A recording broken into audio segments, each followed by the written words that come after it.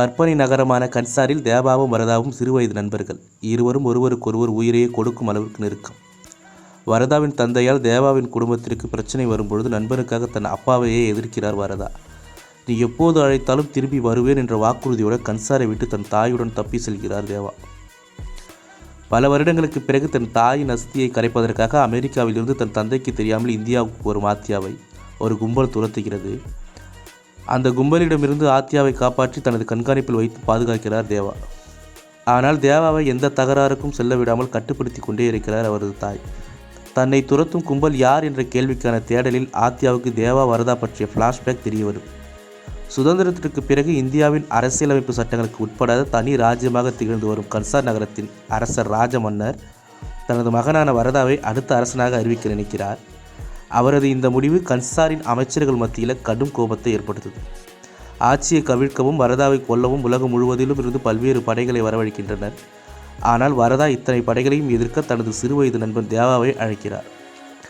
அங்கு வரும் தேவா எதிரிகளின் சூழ்ச்சியை முறியடித்து தன் நண்பனை காப்பாற்றினாரா, தேவாவை அவரது தாய் தொடர்ந்து தடுப்பதன் காரணம் என்ன போன்ற கேள்விகளுக்கு பதில் சொல்கிறது சலார் படத்தின் திரைக்கதை.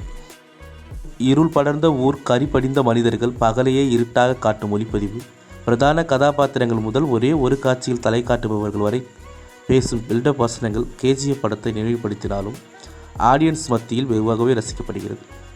அதற்கு காரணம் அந்த படத்தில் இருந்த நேர்த்தியான திரைக்கதையும் ராக்கி என்ற கதாபாத்திரத்தின் வடிவமைப்பும் தான்.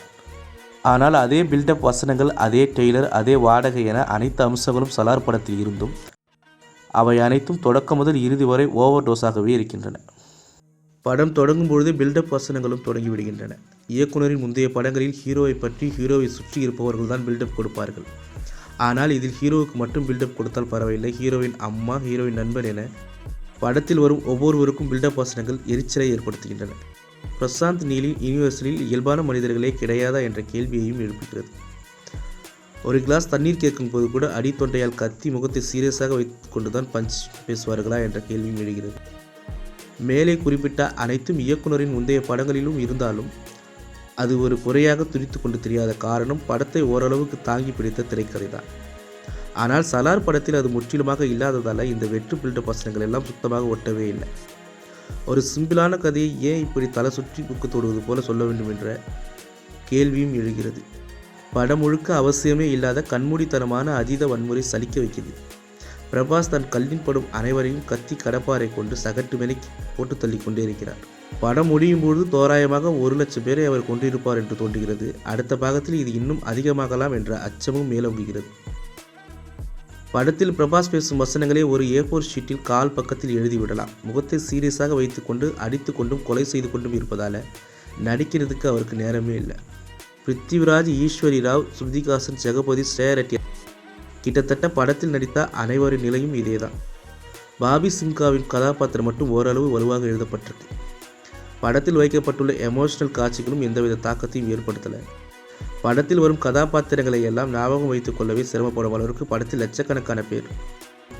யார் யாருக்கு மகன், யார் யாருக்கு எதிரி, நண்பன் என்பதையெல்லாம் புரிந்து கொள்ளவே முக்கால்வாசி பதம் முடிந்து விடுகிறது. படத்தின் ஒட்டுமொத்த பலமே தொழில்நுட்ப அம்சங்கள் தான்.